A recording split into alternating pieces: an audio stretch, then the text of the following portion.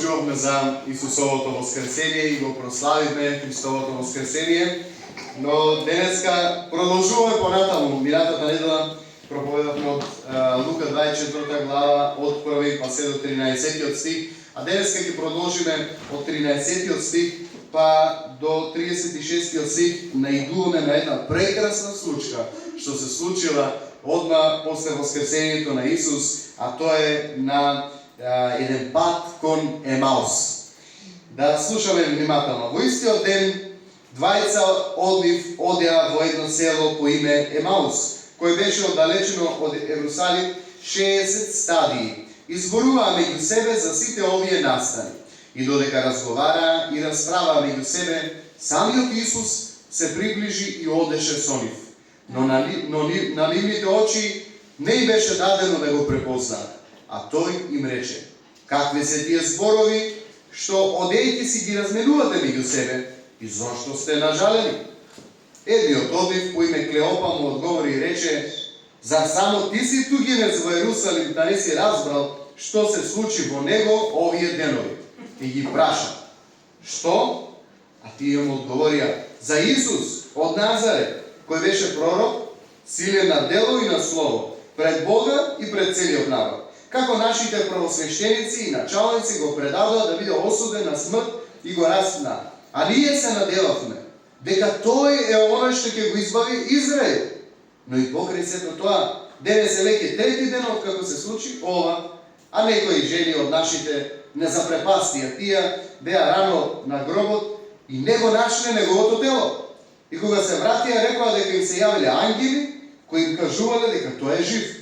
Па и некои од нашите отидоа на гробот и најдоа се така како што рекоа жените, но него не го виделе. Тогаш им рече: о безумни по срце, и спори да верувате во сето она што го рекле пророците. Не требаше ли Христос да пострада така и да влезе во својата слава?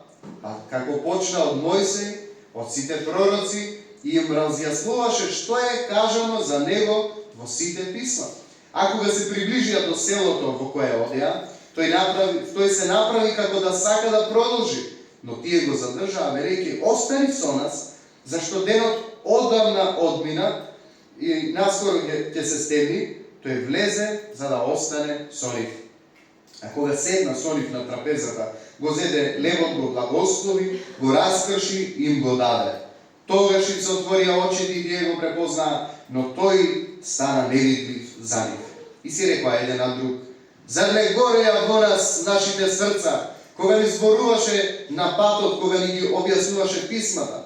Па во истиот час станаа и се вратија во Ерусалим и ги најдоа собрани 11 темина и оние кои беа со нив, кои говореа: Господ на вистина воскресна, и му се јави на Симон, и тие раскажуваа за она што им се случило попат и како го познаа кога го прекршуваше левот. Амин. Драги браќи и сестри, денеска ќе разгледаме едно од најдлабоките искуства по воскресението, патувањето на двајца ученици на патот кон Емаус. Оваа приказна е опишена во Евангелието според Лука, сега овде кој што прочитавме, и таа ни открива како Христос се приближува кон оние кои што се со скршено срце и изгубени и исполнети со секако вид на сомнежи во нивните животи. Веројатно ние се препознаваме повеќето од нас во оваа реченица и веројатно ќе бараме сега да видиме што е она што Исус сака да ни го даде и како да ќе не охрабри преку словото него. Замислете во овој момент за нив. Двајца ученици се движат по патот кон Емаус, исполнети со тага и разочарување. Тие зборуваат за настаните што се случиле во Ерусалим, за Христовата смрт, за празниот гроб. Во нивните срца владее збунетост, но и голема тага. И во токму тој пат, во таа нивна збунетост, таа нивна тага, во таа нивна растревоженост, Христос доаѓа посреде нив, се приближува до нив, им се приклучува заедно на патот, но тие не го препознаваат Христос. И овие ученици зошто не го препознаат? Затоа што очајот на 20 овие ученици кои што одеа по патот кон Емаус беше толку многу голем што они беа заслепени, не можеа веќе да видат ништо понатаму. Од разочарување, изгубена надеж и духовна, кај нив настапи духовно слепило да не можат ни самиот Господ Исус да го препознаат. Браќи сестри, лесно можеме да застанеме сега и да велиме: како не го препознавте Исус? Срам да ви. Но ајде да не бидеме брзи да донесеме суд. Ајде да се запрашаме себе си. Да размислиме за миг. Заре не постапуваме ние така кога ќе се најдеме во некое длабоко разочарување во нашите животи, кога ќе во нас не преовлада страв од тоа што ќе се случи, дали ќе се случи, како ќе излезе оваа работа на крај. Кога не знаеме веќе, сме разочарани од сите страни. Тие го виделе, нивниот Господ го кова на крст, го тепат, го мачат до последна капка крв, вадат од него, умира, го гледат како го носат, го погребуваат. Па што очекуваме? Тие се луѓе. Ние често пати кога се наоѓаме во такви ситуации, кога губиме надеж, кога се разочаруваме, заради ние не се заслепуваме. Христос е до нас, но ние се правиме како да не е со нас. Бог кој е креатор на се и кој што создал се и кој што држи се, викаме дали Господ, дали оваа работа ќе излезе како што треба, дали Господ ќе ми помогне во ова, дали Господ може да се справи со овој човек, дали Господ може да се справи со оваа ситуација. И ние се наоѓаме во такви ситуации. Двајцата ученици Клеопа и овој другиот ученик кој што не ни го пишува неговото име, се враќаат во Ерусалим, од Ерусалим, односно во Емаус, и они за нив, откако ги виделе сите настани што се случиле пред нивните срца, едноставно за нив нивната вера падна и тие чувствува дека се е веќе загубено. Се за кое што сметавме дека ќе ни донесе победа во нашите животи, веќе го ни е загубено.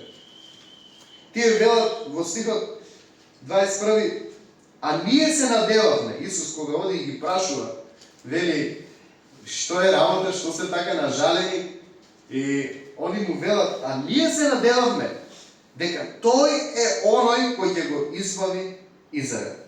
Ова реченица, браќи и сестри, ја покажува суштината на нивниот очен, во што тие биле разочарани. Исус, во кого вложиле се, на крај бил убиен. Нивната визија за Месијата била политичка и национална. Очекувале избавител, а не распнат Господ. Очекувале некој кој ќе ги избави од власта на римјаните. И заради тоа, ако се сеќавате, истите тие луѓе кои што извикува предходно, голем дел од тие луѓе кои што извикува предходно Осана во висините, следната недела извикуваа распни го. Но имаше и оние кои што не викаа распни го, како Клеопа и овој ученик, но нивниот надеж беше слична како на оние кои што извикуваа Осана. Нивната надеж беше дека Исус ќе ги избави од политичкото прогонство од римјаните, од маката, од теророт кој што ја имат од римјаните, и дека тој ќе завладе со Израел и тој ќе биде новиот цар на Израел. И тука нивните кога го виделе убиен и ставен во гроб, погребан, нивните очекувања исто биле ставени во истиот гроб. Браќи и сестри, што гледаме тука? Гледаме разочарани очекувања. Второ, гледаме недоверба исто така и во веста на воскресението. Не баш веруваат дека тоа така се случило. Вели, иако жените веќе им соопштиле дека гробот е празен и дека ангелите им ја соопштиле радосната вест дека Исус воскреснал, тие се уште се сомневаат дали е така или не е така. Ова ја покажува, браќи и сестри, духовната и менталната заслепеност која што често пати произлегува како резултат на болка и длабоко разочарување. И по три гледаме кај нив и слепило, слепило да го препознат воскреснатиот Христос. Исус оди со нив и им зборува, но тие беа спречени да го препознаат. Разговараат со него, одат со него, но не може да го препознаат. Ова е символичен израз на нивната духовна состојба. Не можеа да го видат вистинскиот Христос. И бидејќи уште беа заглавени они во нивните стравови и во нивните погрешни очекувања кои што ги има од Месијата, од Христос. Зошто не го препознаат? Рековме, не го препознаат поради нивниот очек, бидејќи нивниот очек ги заследи. Кога се гледа, браќи и сестри, светот и работите што ни се случуваат во нашиот живот преку призма на тагата, во тие моменти вистината може да ти стане толку далечна и невистинита. Да се сомневаш и во она во кое што си бил цврсто убеден дека е така. Кога го читаме ова, веројатно се чудиме како не го препозна Исус. Иако со него јадеа, со него пиеа, со него живеа. Можеби додека го читаме ова, почнуваме да ги осудуваме. Како можеа тие да не го препознаат Исус? Но, како што реков претходно, да застанеме за миг и да размислиме колку пати во нашите животи сме се почувствувале оставени сами на себе на патот на животот. Понесени од стравови, понесени од сомнежи. Без да ја забележиме Христовата и да препознаеме Христовата присутност до нас и во нас. Затоа денес преку оваа случка, браќи и сестри, ќе размислиме како можеме да се научиме да го препознаваме Христос на нашиот пат, животен пат, кога имаме борби, предизвици и длабоки разочарувања. Бидејќи ова е реалноста на животот. Првата точка е дека Христос им се приклучува. Кога Бог гледа разочараност, Бог не те остава. Кога Бог гледа дека дури ја губиш верата, пак не те остава. Тој е тука да ти помогне. Вели, додека расправаа и разговараа еден со друг, самиот Исус се приближи и одеше со нив, но очите им беа затворени за да не го препознаат. Христос не ги остава учениците сами во нивната длабока болка, збунетост и безнадежност. Не ги остава сами. Тој се приклучува со нив, слушајќи ги нивните разговори, слушајќи ги нивните прашања, слушајќи ја нивната болка. Ова ни покажува, браќи и сестри, дека Исус е секогаш присутен во мојот и во твојот живот. Амин? Дури кога не го препознаваме. Ајде да бидеме искрени, многу пати не го препознаваме Исус. Многу пати и велиме: Господе, па и ти ли ми остави? Многу пати забораваме дека всемогутниот Бог е со нас. Никогаш нема да те напуштам, ниту ќе те заборавам. Тоа е Божјото летување. И кога си најдолу паднат, и кога си без трошка вера во твоето срце, пак тој не те остава. Колкава е љубовта Божја кон нас, браќи и сестри. Колкава е љубовта Божја кон нас. Најмокниот пример за ова ми е едно сведоштво на братот Ивајло од Бугарија, ако се сеќавате, за кој што се молевме пред 2 години интензивно многу.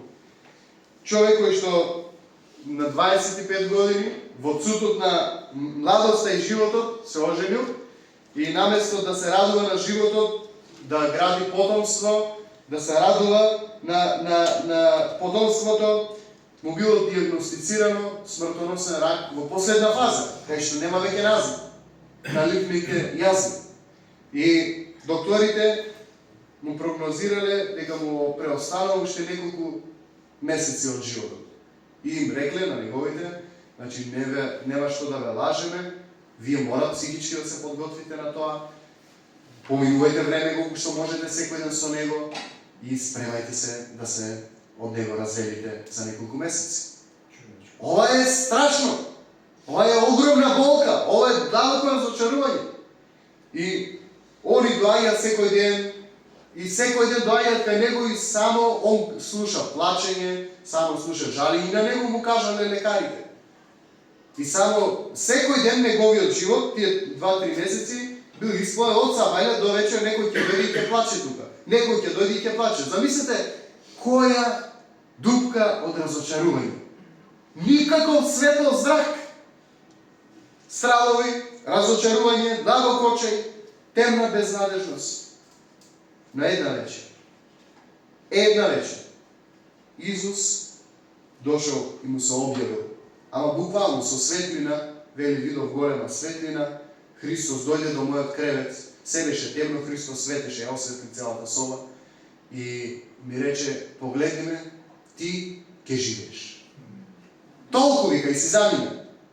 Утрето, кога дошол докторот, му зема крв, секој ден му земаат крв и оди на анализа и се враќа по 15 минути. Докторот застанува до кревет и вика, крева раци, вика, ја не знам што е ова. До вчера, јас на сите им кажав и целиот персонал, видовме дека ти треба да умреш, не можеш да се избориш со ова, но денес, според овие резултати, јас што ги гледам, со 2 раце подпишувам, ти ќе живееш. И он си излезе и се врати дома жив и здрав. Браќи и сестри, што и да се случува во нашите животи, колку и темни облаци да се надвиле над нас, не очарувајте и не заборавајте дека воскреснатиот Христос е со вас. Тој оди заедно со вас ни целиот живот, ни се што поминувате. Не само низ радости, не само во црква кога го славиме и цитираме стихови. Тој е со нас и кога плачеме дома, затворени и без никој да не слушне. Тој е со нас и кога одиме како без нозе некаде, од длабоко разочарување. Тој е со нас и кога не гледаме никаква светла точка во животот понатаму. Тој е со нас и во најдлабоката болка. Сетете се на Седрак, Мисак и Авденаго. Беа фрлени заради тоа што не сакаа да се поклонеа на кипот, беа фрлени во жарена печка, каде што се очекуваше да умрат. Христос беше и внатре во нив. Кога погледа царот, гледа, наместо тројца ги фрли, сега се четворица шетаат низ огнот. Излегуваат таму од огнот. Ниту облеките им мирисаа на чад, ниту косите им беа подпрлени од огнот. Зошто? Затоа што Христос беше со нив дури и во огнот. Амин. Каков оган гори во твојот живот денеска? Каков оган ѓаволот потпалил во твојот живот? Што гори? Сети се, Христос е со тебе. Никогаш нема да те напуштам, ниту ќе те заборавам. Може ли жена да заборави на своето дојче?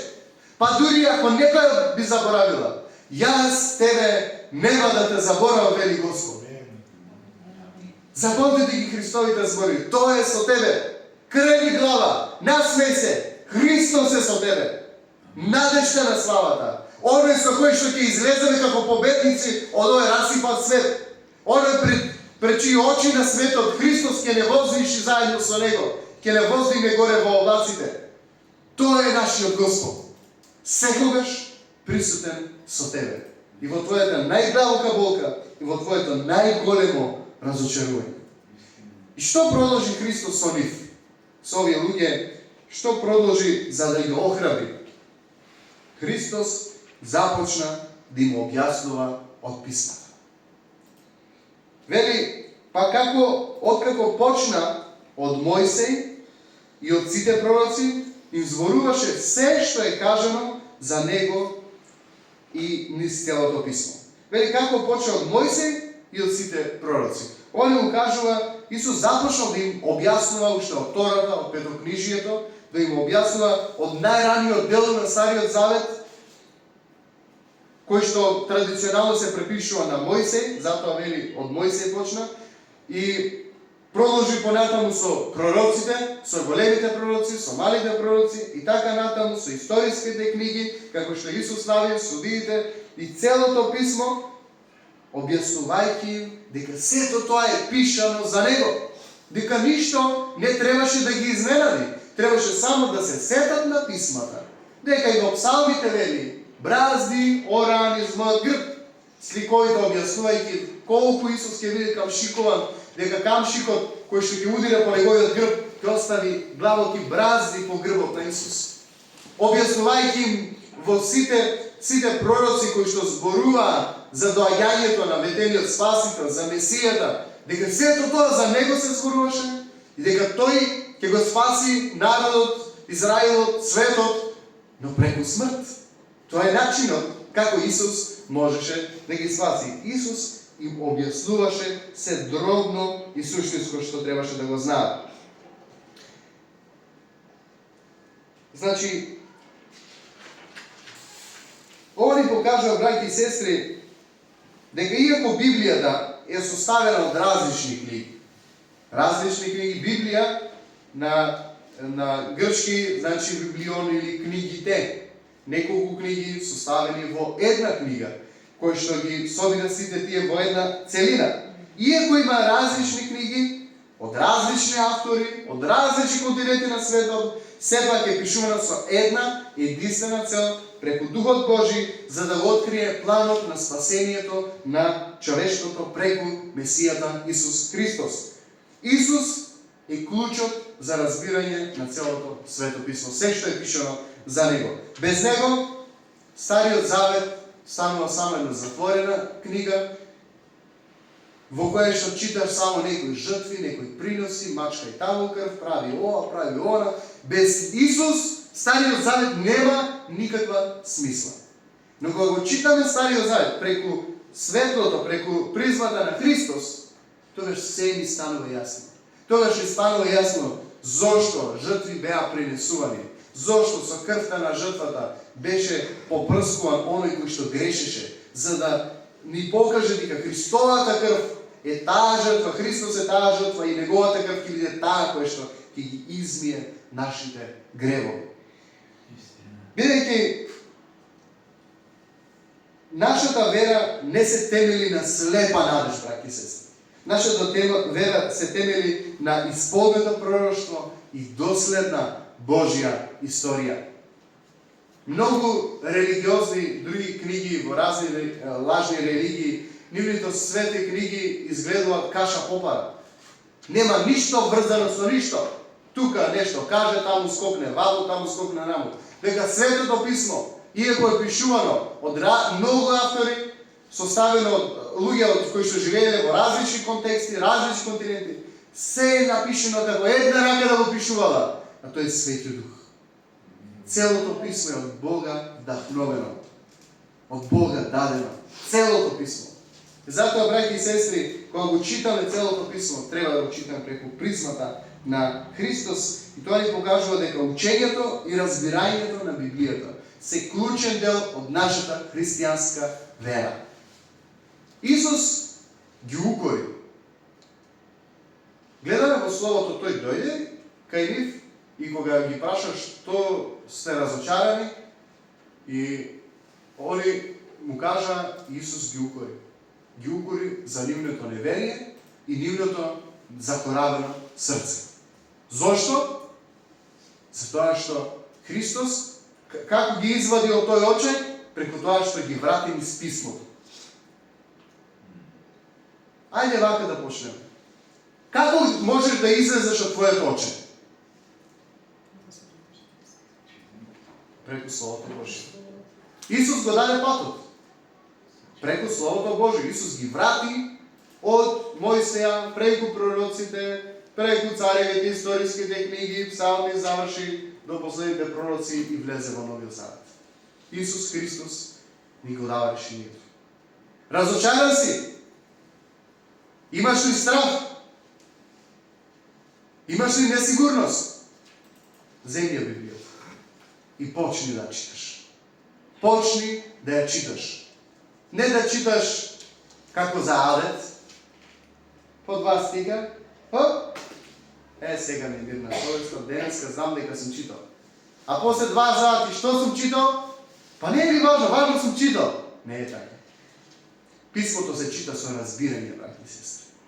Писмото не е некоја толку заклучена, мистична книга и така натаму. Светиот Дух ни дава откровение, го отклучува и тоа што е најмистично и ти дава да разбереш. Библијата се чита со отворено срце и разбирање и со отворено ум. Затоа треба да го читаме писмото. Зошто? За да кога ќе се најдеме на патот на Емаус, да знаеме како да излеземе од него. Ако овие луѓе го немаа писмото, кој што Исус им го образложи, ти немаше да се сетат дека на вистина нивниот Месија така требаше да пострада, за да дојде спасението на Израел. Немаше да знаат. Затоа треба да ја читаме Библијата секој ден. Да ја читаме Библијата секој ден како нашиот насушен лев. Не ќе живее човекот само од лев. Не ќе живее. Може би гледаш во твојот живот, живееш, ама како да не живееш. Епа не ќе живееш, вели, само од лев. Ти треба и Божјото Слово. Ти треба и Светото Писмо. Туку секој Божји збор, вели, ќе живее, што излегува од устата на Бога. А овде е Божјиот збор кој што излегува од устата на Бога. Затоа, браќи и сестри, Божјото Слово ни носи вистински и длабок мир во нашите срца, нашите умови, нашите мисли, спокојствие. Да знаеме дека секи биде во ред. Тогаш кога ќе започнеме да читаме Божјиот збор. Видите како Божјото Слово ни носи мир. Псалм 119, 165 вели вака: оние кои го љубат Твојот закон уживаат голем мир. Не се сопнуваат на ништо. Колку е ова прекрасно! Да уживаш голем мир и да не се сопнуваш на ништо. Господ Исус Христос во Јован 14:27 вели: мир ви оставам, мојот мир ви го давам. Не ви го давам како што светот го дава, да не се вознемирува срцето ваше, ниту да се плаши.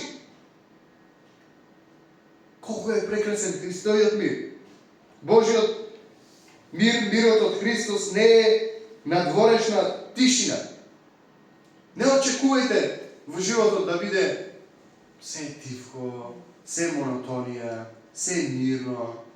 Нема такво нешто. Исус вика: ќе имате неволја во светот. Овој свет е бурен свет. Ѓаволот владее со него. Не можеш да очекуваш ѓаволот да го спостави мир. Се дека Христос не дојде да го донесе мир. Ќе имаш неволја постојано, но ќе имаш внатрешен мир. Вели, ќе имате неволја во светот, но бидете што? Плашливи? Не, бидете храбри. Зошто? Јас го победив светот. И тој победник чекори заедно со тебе на патот кон Емаус, на патот кон твојот живот. Заедно со тебе, чекор по чекор. На тој Господ му е грижа како се чувствуваш. Му е грижа зашто твоето лице е натажено. Може би никој тоа не го забележува. Може би на никој не му е ни гајле и да го забележува, не му е гајле, 5 пари не дава. Но Бог му е грижа за тебе. Бог те гледа. И Бог сака да го развесели твоето срце. Бог сака да го развесели твоето лице, да донесе насмевка на него. А како? Подсетувајќите на Светото Писмо. Исаија 47:10 вели: го подсетува срцето тука на Божите ветување, вели: не плаши се, зашто јас сум со тебе. Зато треба да читаме Светото Писмо. Светото Писмо ни помага да го ослободиме срцето од стегање, од стеги, од грижи. Вели: сите своји грижи, загрижености, префрлете ги на него, зашто тој се грижи за вас. 1 Петро 5:7. И зошто е важно да го читаме Писмото? Затоа што верата доаѓа. Како? Преку слушањето или читањето на Божјото Слово. Нема друг начин. Не најдов во Библијата ја друг начин кај што пишува верата доаѓа вака, освен овој стих. Верата, сакаш да имаш вера? Сакаш да имаш вера кога ќе дојдат бури, неволи, ветрот кога ќе се дигне бранови на тебе, ти да останеш смирен, да кажеш Бог е со мене. Ја сакаме таа вера? Не верувам дека има некој што не ја сака. Ако ја сакаме, тогаш ајде да се посветиме оваа недела, од оваа недела понатаму во нашиот живот, на читање, на слушање на Божјото Слово. Така ќе изградиме нашата вера. Мирот од Божјото Слово не значи отсуство на проблеми, да потенцирам уште еднаш. Туку присуство на Бог во твоето срце, дури околу тебе, без неј, страшна бура. Да бидеш сигурен дека Бог е присутен во твоето срце. Затоа, браќи и сестри, да се потикнеме да го читаме Божјото Слово. Колку што можеме, секој ден, да пребиваме во него. Ќе ви кажам една случка пред 3 години, кога требаше да најдеме место веќе конечно. Црквата во Козјак растеше и напредуваше и веќе имавме развиено детски час. Имаше посебно библиска група за проучување, кои што работеа Растеж во Христос. Книгата има библиско проучување еднаш во недела. Втор ден имаше детски час. Трет ден имаше молитвен час. Четврт ден имаше богослужба. Пети ден имаше женски час. Цела недела луѓето оде и го користија просторот кој што ни беше даден на располагање за богослужба. Ама нели е твој? Не е туку така. Им доаѓаат гости, па пуштаат весела музика, па гласна музика, па не можеме да одржиме богослужба. И се молевме, Господе, благослови на со место. И конечно, кога најдовме една куќа, отидовме, се договоривме за да ја купиме, запазаривме и цена, Господ благослови со финансии, закажавме на нотар, одиме на нотар, собственикот не се појави. Звониме, кој исклучи телефонот. Зошто? Бидејќи некој му дал малку повеќе и ја продал куќата без да не извести. И тоа мене многу длабоко ме тропна. Бидејќи ние некаде 2-3 недели толку бевме загреани за тоа место да го купиме и визуализиравме и се молевме и сонувавме за тоа место, целата црква, како ќе започнеме да го реновираме, да го дотераме, да ни биде дом за молитва. И на крај, сите бродови ни потонаа. И тоа многу длабоко ме трогна и едно рано утро така станувам, многу рано беше и се молам и велам Господе, зошто ова се случи, Господе, зошто дозволи? И отварам Библијата потоа и читам, го читам Псалм 132, 3-5. Вели, нема да влезам под шаторот на домот свој, и нема да легнам на леглото мое, и нема да им дадам сон на очите мои, ни дремка на вегите мои, ниту одмор на слепоочниците мои, додека не најдам место за Господ, дом за Јакововиот Бог. Кога прочитав тоа, затворив Библијата и реков, амин Господи. Ова место не било од Тебе, но јас ќе живеам според Твоето Слово.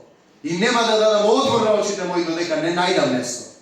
И почнав интензивно да барам место, отварав на катастар, зумирав мапи, наоѓав парцели, која чива е, какво е, што е. И Господ даде да најдеме преку едни сестри од црквата да најдат ова место кое што сега го има во Козјак. И неколку мина од вас бевте минатата недела таму на богослужба, други бевте претходниот Велиген, но видите колку прекрасно место Господ ме благослови таму. Господ, сакам да кажам, во мојот најдлабок очај ми рече, имам нешто подобро. Продолжи само понатаму. Продолжи да бараш. Но, ако не се потворив над Словото Божјо, ако не отворив Библијата, тогаш немаше да најдам тоа охрабрување. Тоаш може би ќе се разочарам, ќе дигнем раце и ќе речам: Господе, сега ти најди место. Ама Господ не вика така, да го вика на Мојсей: што имаш во раката? Стап! Па удри по водата! Има работи кои што се до Бога, но има работи кои што се до нас. Има работи кои што Бог ги прави, но има работи кои што Бог сака ти да ги направиш. Преку тебе да ги направи. И ако се разочара, ако треба нешто да правиш, не се стануј, не се разочарувај. Ако знаеш дека од Бог е за тебе да одиш да го направиш тоа, оди и направи го со последната трошка сила. И тој ќе биде со тебе. Но поентата на нашето слово, на нашето читање денес беше да се вратиме на словото, на читањето на словото. Тоа ќе подигне нашата вера. Кога им се отворија очите на учениците? А кога седаше со нив на трапезата, зеде леб, го благослови, го прекрши, им го даде. И тогаш им се отворија очите и тие го препознаваат. Кога го препознаваат? Читањето на словото е добро. Претходно тој им кажува за словото. И умствено разбран. Да, така е. Да, навистина, Христос беше Месијата. Ама не препозна дека тој свали што збори, дека па тој е Христос. Кога го препозна? Го препозна во моментот на заедништвото. Во моментот кога Христос зема да го раскрши левот и да им даде. Тогаш очите им се отворија и се сетија дека тој е Христос кој што пред да отиде да умре и да пострада, он зеде леб, го раскрши и рече: земете, јадете, ова е моето тело кое се крши за вас. И тогаш нивните очи им се отворија. Браќи и сестри, ова ни покажува. Заедништвото е клучно. Не можеш да бидеш сам дома верник и да читаш Библија и да го запознаеш Христос. Ти ќе знаеш за Христос. Може би повеќе од тие што секоја недела одат во црква. Ама нема да го препознаеш Христос во твојот живот. Ти ќе знаеш за Христос, ама него нема да го познаш. Кога ќе го препознаеш Христос? Кога ќе бидеш дел од заедницата. Кога ќе учествуваш во раскршувањето на лебот и на виното во причеста. Тогаш ти ќе го запознаеш Господ Исус Христос. Затоа, браќи и сестри, ве охрабрувам да бидете активни членови во заедницата на верата, во црквата.